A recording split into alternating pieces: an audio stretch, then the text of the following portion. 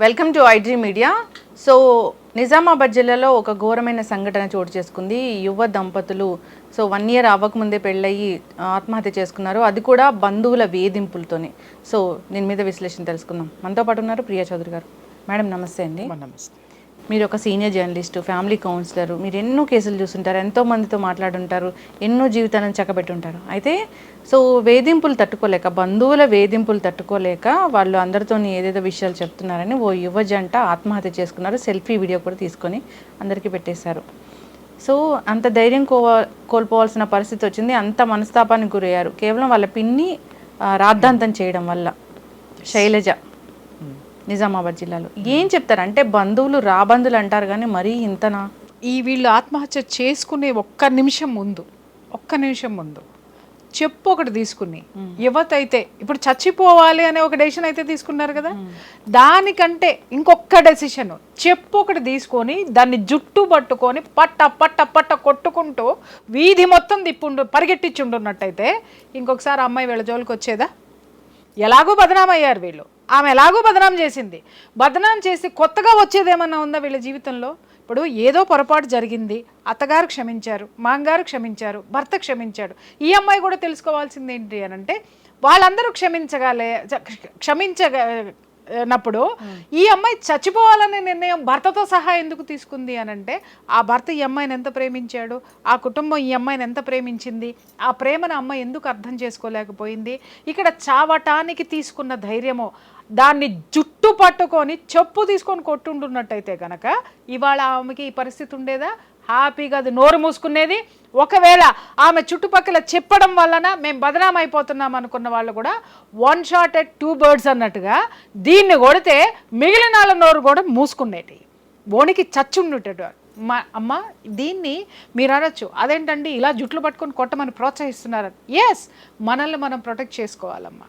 ఎదుటివాడు మనల్ని టార్గెట్ చేసినప్పుడు మనం బ్రతకాలి, మనం ఉండాలి అని అంటే కొన్ని కఠినమైనటువంటి నిర్ణయాలు తీసుకునే తీరాలి. లేదు వీళ్ళ కొట్టడానికి ధైర్యం లేదు, లేదా ఆమె ఇంకా బలమైంది, లేదా వాళ్ళ వెనకమాలు ఎంతోమంది, చిన్న కంప్లైంట్ ఒకటి పేపర్ మీద రాసి పోలీస్ స్టేషన్కి ఇస్తే పోలీసులు పిలిచి వార్నింగ్ ఇచ్చేవాళ్ళు కదా, పోలీసులు పిలిచి కౌన్సిలింగ్ చేసేవాళ్ళు కదా ఆవిడకి. కానీ వీళ్ళు కనీసం అటు చట్టాన్ని కానీ ఇటు వీళ్ళు స్వతంత్రంగా ధైర్యం కానీ తీసుకోలేకపోయారు. చట్టం సహాయమో లేదు, వాళ్ళకి ధైర్యంగా ముందుకు అడిగేసేటటువంటి ఆలోచన వాళ్ళకి లేకపోవడం అనేది ఇక్కడ చూడండి. ఇక్కడ చాలామందికి ఈ సందర్భంగా నేను చెప్పేది ఒకటే లక్ష్మి, ఏంటి అనంటే వాళ్ళు అంటున్నారు, వీళ్ళు అంటున్నారు, బంధువులు అంటున్నారు, అయ్యో మనం అల్లరైపోతామని. చాలా విషయాల్లో ఇక్కడ బలమైనటువంటి వాడి వాయిస్ ఏదైతే ఉంటుందో, వాడు చేసేటటువంటి అవమానాల్ని, వాళ్ళు మాట్లాడేటటువంటి మాటల్ని, వాళ్ళ చర్యల్ని కొంతమంది భరిస్తూ వస్తూ ఉంటారు.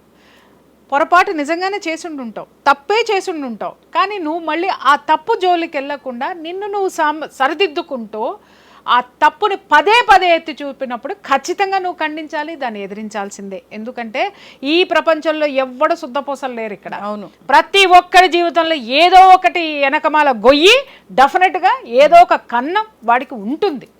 ఆ స్థితిలో ఉన్నటువంటి ప్రతివాడు ఎవ్వడు మనల్ని విమర్శించడానికి, ఎప్పుడు మనం వాటిని పట్టించుకోవాలి అంటే తల్లి, మనం ప్రశాంతంగా బ్రతకాలి, మన దారిలో మనం వెళ్ళాలి, మనం హ్యాపీగా ఉండాలి అనుకున్నప్పుడు ఖచ్చితంగా ప్రపంచాన్ని, సమాజాన్ని మనం పట్టించుకుని తీరాలి. కానీ ఇక్కడ నువ్వు ప్రపంచానికి చెడు చేస్తూ సమాజం నాకెందుకులే అని సమాజానికి చెడు చేస్తూ బ్రతికావో ఖచ్చితంగా మనందరం ఆ సమాజంలో ఉన్నాం, మనం ఎఫెక్ట్ అవుతాం. కాబట్టి ఖచ్చితంగా మనం వాళ్ళని టార్గెట్ చేస్తాం. చట్టం టార్గెట్ చేస్తుంది, మళ్ళీ మీడియా టార్గెట్ చేస్తుంది, నాలాంటి వాళ్ళు టార్గెట్ చేస్తారు, మీలాంటి వాళ్ళు క్వశ్చన్ చేస్తారు.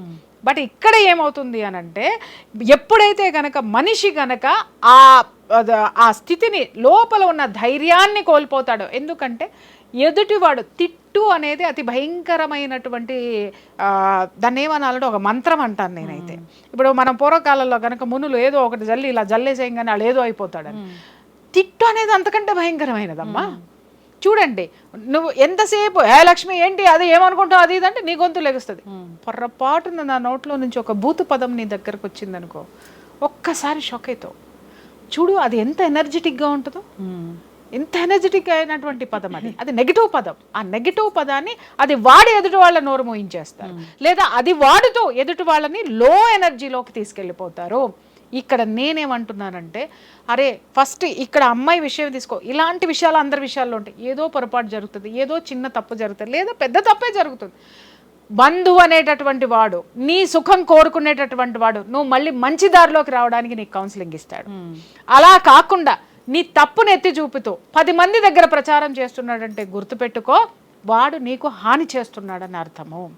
ఎవరికి రైట్ లేదు. నీ జీవితం నువ్వు నీ జీవితాన్ని స్వేచ్ఛగా జీవించడానికి నీ హక్కులు నీకు భంగపరిచేటటువంటి హక్కు ఎవరికి ఈ దునియా. ఇక్కడ సొంత పిన్ని అంటే ఆమె ఒక ఆడది అంటే ఇక్కడ ఒక్కటే విషయం ఏంటంటే, ఇక్కడ బంధువులు ఎప్పుడు మన మీద ఇలాంటివి మొదలు పెడతారంటే, బంధువులైనా స్నేహితులైనా ఎవరైనా సరే తల్లి, వాళ్ళకంటే మనం గొప్పగా ఒక అడుగు ఎక్కువ ఉన్నాం, సుఖంగా ఉన్నాం, లేదా సంతోషంగా ఉన్నాం, లేకపోతే ఎక్కడో నీకు నాకు చెడింది, నిన్ను నేను టార్గెట్ చేశా, నువ్వు ఇక్కడ దొరికావు కాబట్టి దాన్ని నేను ఇప్పుడు ఉపయోగిస్తున్నాను.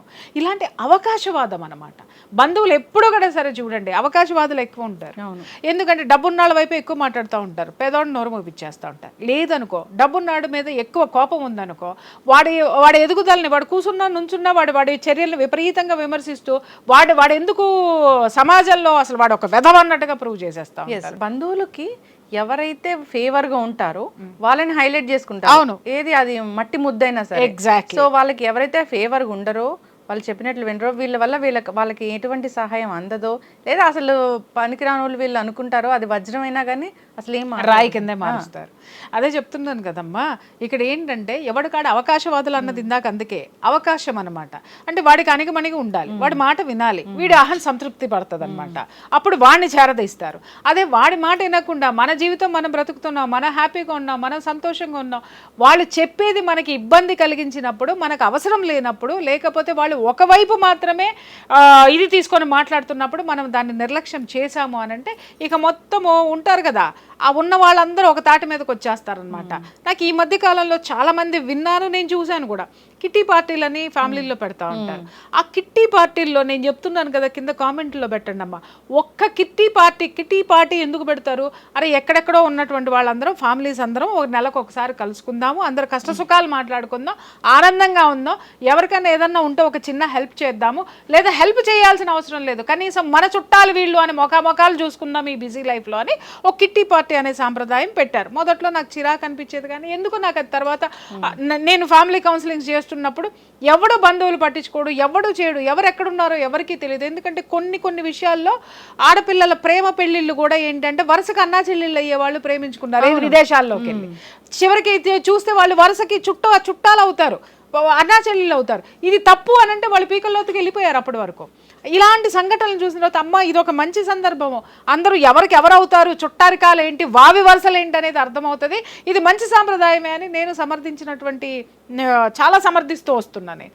కానీ చివరికి నేను చాలామంది తర్వాత వినడం ఏంటంటే దాంట్లో గ్రూపులు, దాంట్లో 2 చెక్కలు అవుతాయి, ఆ 2 చెక్కల్లో మళ్ళీ 3 మొక్కలు ఉంటాయి, ఈ చెక్కలో 3 మొక్కలు ఉంటాయి, ఈ చెక్కలో 3 మొక్కలు ఉంటాయి. ఇక ఎవరికి నువ్వు అన్నట్టుగా ఒకడి వైపు డబ్బున్నాడు వైపు ఒకడు పోతాడు, ఈడంటే పడినాడు వైపు ఈడొస్తాడు, వీళ్ళిద్దరిలో ఇంకెవరన్నా శత్రువులు ఉన్నారంటే వాళ్ళిద్దరు కలిసి మళ్ళీ ఇంకొక గ్రూప్ కట్టేస్తారు. ఉన్నది 15 మంది అయితే 25 గ్రూపులు ఉంటాయి దాంట్లో. అంత భయంకరమైనటువంటి పరిస్థితుల్ని ఇక్కడ మనం సృష్టించుకుంటున్నాము అనంటే ఒక్కసారి అర్థం చేసుకోండమ్మా, మనం ఏ స్థితికి పోతున్నాం. మనం ఒక కుటుంబ వ్యవస్థలో ఉన్నాము, మనకి అదే పెద్ద బలము, దాన్ని ఎవ్వడూ పట్టించుకోవట్లేదు. అలాగే ఇంకొక విషయం, ఈ అమ్మాయి ఆత్మహత్య చేసుకోవడానికి కారణం కూడా నిజంగా చెప్తున్నాను, ఒక పిన్ని అనేటటువంటిది ఇంతమందికి ప్రచారం చేస్తుంటే విన్నటువంటి వాళ్ళు ఎవరైతే ఉంటారో ఈ పాపం ప్రతి ఒక్కడిది కూడా ఆ ఉసురు తగలకుండా మాత్రం వారు ఎప్పుడైతే వీళ్ళ పిన్ని ప్రచారం చేస్తుందో పెద్దవాళ్ళు చిన్నవాళ్ళు ఆమెను ఖండించద్దా? ఎందుకమ్మా ఆడపిల్లని అలా ఎందుకు చేస్తున్నావు, ఎందుకు ప్రచారం చేస్తున్నావు, ఇది తప్పు, ఆ పిల్లకి పెళ్ళయింది, సంసారం చేసుకుంటుంది, సంసారం మొక్కలైపోద్ది, లేదా ఆ పిల్లకి బాధపడుతుంది, నువ్వు ఇలాంటివి మాట్లాడద్దని చెప్పినాడు ఒకడు ఉన్నాడా? అందరూ ఎంజాయ్ చేశారు. అందరూ ఎంజాయ్ చేసేసరికి ఇక్కడ ఈ అమ్మాయి చచ్చిపోవాలనే నిర్ణయం ఎందుకు వచ్చింది అని అంటే, ఈ అమ్మాయిని పిన్ని అనేటటువంటి ఒక క్యారెక్టరు అందరినీ తన జోన్ కిందకి తీసుకొచ్చి ఈ అమ్మాయిని ఒంటరిదాన్ని. ప్రతి ఫ్యామిలీలో ఇలాంటి పిన్నులు ఉంటారు, ఖచ్చితంగా పిన్ని రూపంలో ఉంటారు, అత్తల రూపంలో ఉంటారు, అక్కల రూపంలో ఉంటారు, ఖచ్చితంగా ఏదో ఒక రూపంలో ఈ క్యారెక్టర్ ఉంటుంది మనలో. అప్పుడు ఉండాల్సింది ఏంటంటే, నేను ఇందాక చెప్పాను కదా, నయానా చెప్పాలి, ప్లీజ్ చెప్పొద్దు ఆపే, లేదా చెబితే మర్యాదగా ఉండదు భయానా చెప్పాలి. అప్పుడు కూడా వినలేదనుకోండి, చట్టం ఉంది, కంప్లైంట్ ఇవ్వండి. చట్టం చర్య తీసుకోకుండా మాత్రం ఉండదు. ఒకవేళ పోలీసులు పట్టించుకోలేదనుకోండి, ఈడ్చి రోడ్డు మీదకి పిలిచి కొట్టండి. అప్పుడు మీ మీద కేసు అవుతుందని మీరు భయపడతారేమో. చచ్చి జీవితాన్ని పోగొట్టుకునే కంటే పెట్టి కేసు అమ్మది, పోయి ఒక సంతకం పెట్టి బయటికి రా. కానీ నువ్వంటే ఒక భయం ఏర్పడుతుంది కదా, నీ జోలికి వాళ్ళు రాకుండా ఉంటారు కదా. అప్పుడు పోలీస్ స్టేషన్లోనే ఇద్దరే తిడతారు కదా, నువ్వు కొట్టడం తప్పు అంటాడు, నువ్వు అనడం తప్పు అంటాడు కదా. అప్పుడైనా నోరు మూసుకొని బయటకు వస్తారు కదా. కనీసము మనల్ని మనం కాపాడుకోలేనటువంటి అధోగతిలోకి మనం పోవద్దు, అచేతనా స్థితిలోకి మనం వెళ్ళొద్దు.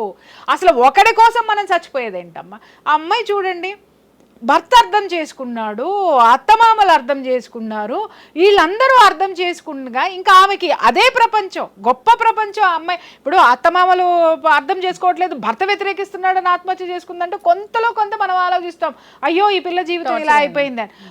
అసలైనటువంటి వాళ్ళందరూ అర్థం చేసుకుంటే ఎవరో ఆమె కోసము నువ్వు ఎందుకు ఏమీ చెయ్యలేను అనే నిస్సహాయ స్థితిలో ఎందుకు వెళ్ళావు? తప్పులు ప్రతి ఒక్కళ్ళు చేస్తారు, అలాగని ప్రతి తప్పుని సమర్థించుకోమని నేను చెప్పట్లేదమ్మా. జరిగింది తప్పు అన్నప్పుడు అది మళ్ళీ జీవితంలో రిపీట్ అవ్వకుండా జాగ్రత్త పడాలి. దానికి సంబంధించి మనం ఎవరికైనా హామ్ చేస్తే సారీ చెప్పాలి, లేదా మన జీవితాన్ని నాశనం చేసుకుంటే దాన్ని జాగ్రత్తగా భవిష్యత్తులో అది క్యారీ అవ్వకుండా మనల్ని మనం ప్రొటెక్ట్ చేసుకోవాలి. నిజంగా మనుషులం మనం. ఇంకొక ధైర్యము, ఎప్పుడూ కూడా ధైర్యాన్ని మాత్రం కోల్పోవద్దు. మానసిక స్థితి ఎప్పుడూ కూడా ఎదుటివాడు మన మానసిక స్థితి మీదే దెబ్బ కొడతాడు, గుర్తుపెట్టుకోవాలి. ఇవాళ మనం చాలా చూస్తున్నాం. ఒకప్పుడు ఇళ్లల్లోనే ఉండే, లేకపోతే వీధిలో ఉండే, ఈ రోజు రాజకీయ నాయకుల దగ్గరికి వచ్చేసినాయి. ఏమొచ్చినాయి? ఇదివరకు ఎవడన్నా రాజకీయ నాయకుడు మాట్లాడితే అవినీతి గురించి మాట్లాడేవాళ్ళు. బట్ ఇప్పుడు రాజకీయ నాయకుడు కానీ నాయకురాలు కానీ నోరిప్పితే అక్రమ సంబంధాలు మాట్లాడుకుంటున్నారు. నిజంగా ఎంత జుగుప్సాకరమైనటువంటి పరిస్థితి. ఏ రాష్ట్రం తీసుకో, దేశం తీసుకో, ఎక్కడైనా తీసుకో, ఏ పార్టీ తీసుకో, ప్రతి ఒక్కళ్ళు విచక్షణ రహితంగా ఎదుటి వాడి యొక్క ఆత్మ ధైర్యాన్ని దెబ్బతీయడానికి అనైతికమైనటువంటి చర్యలకి దిగజారిపోయారమ్మా అందరూ కూడాను. ఇక్కడ ఎవ్వరో ఒకళ్ళని మనం టార్గెట్ చేయడానికి, వ్యవస్థల్ని భ్రష్టు పట్టిస్తున్నది ఎవరు? వాళ్ళ మీద మన పోరాటం ఉండాల్సిందే, వాళ్ళని మనం క్వశ్చన్ చేస్తూ ఉండాల్సిందే, మనం దారిలో పెడుతూ ఉండాల్సిందే. నిజంగా చెప్తున్నా, ఇలాంటి బంధువులు కనుక తల్లి మీ కుటుంబాల్లో వస్తే దయచేసి వాళ్ళకి రిక్వెస్ట్ చేసి ఆపమని చెప్పండి. లేదు ఇంకొంచెం చెప్పారు అని అంటే గట్టిగా సమాధానం చెప్పండి. ఇంకొకసారి గనక మా జోలికి వస్తే మాత్రం మేము ఊరుకోం, వదిలిపెట్టమని చెప్పండి. అయినా వచ్చారు అంటే చట్టం అనేది ఉంది. పోలీస్ స్టేషన్లో ఒక చిన్న కంప్లైంట్ రాసి మీరు ఇస్తే వాళ్ళు చర్యలు తీసుకుంటారు. లేదు అలవగాని సిచ్యుయేషన్ వచ్చినప్పుడు నేను చెప్పాను కదా, నిన్ను నువ్వు ప్రొటెక్ట్ చేసుకోవడానికి నీ చర్యలు నువ్వు చేయి, కానీ హార్మ్ఫుల్నెస్ జోలికి వెళ్ళకండి. ఎవ్వడి మాట వినడు అండని తెగించిన దానికి తెడ్డేదండం అంటారు. తెగించి ఆమె నీ జీవితాన్ని నాశనం చేస్తున్నప్పుడు ఒక చిన్న కంప్లైంట్ పోలీస్ స్టేషన్లో ఇస్తే పోయేది, లేదా పెద్దవాళ్ళ మధ్య పంచాయతీ పెట్టి ఆమె నోరు మూయిస్తే పోయేది. అసలు ఆమె వాళ్ళ లైఫ్ డిసైడ్ చేయడానికి ఎగ్జాక్ట్లీ ఇక్కడ చెప్తాను విన. ఈ దరిద్రం ఏంటంటే ఈ బంధువుల్లో కూడా ఒక దరిద్రాలు ఏడుస్తాయి. ఏంటంటే అమ్మో దాని నోటు అది గయ్యాలిదమ్మా, అది మీ అత్తగారి నోటికి ఎవ్వడు ఎదురెళ్ళడు, లేకపోతే మీ వదిన నోటికి ఎవ్వడు ఎదురెళ్ళడు, నీ పెళ్ళా నోటికి ఎవ్వడు ఎదురెళ్ళడు. ఏం చంపేస్తారు వాళ్ళు చెప్పండి? చంపేస్తారా? 100 మంది ఈమె నోటికి భయపడిపోయి వణుక్కుంటూ కూర్చుంటారు, కానీ ఒక్కడొచ్చి దవడ పగల కొడితే మూసుకుని కూర్చుంటుంది, లేదా మూసుకుని కూర్చుంటాడు అనేటటువంటి జ్ఞానం ఎవరికీ ఉండదు. పడతా ఉంటే మీరు పడుతున్నారు కాబట్టి వాళ్ళు పెడుతున్నారు మిమ్మల్ని. మీరు పడటం మానేయండి, ఎదురు తిరగండి. ఎందుకు చేస్తారు వాళ్ళ చర్యలు? ఎందుకు చేస్తారు? ఎవడికి వాడు ఎస్కేపిస్ట్ అమ్మ. నా జోలికి రాకుండా ఉంటే బాగుండు, నా జోలికి రాకుండా ఉంటే బాగుండు. ఒకటి పెంపొందించింది అది 100 మందికి వెళ్తుంది. కానీ చెడుని ఎవరు డినై చేస్తున్న పరిస్థితి ఎక్కడా కనపడట్లేదు.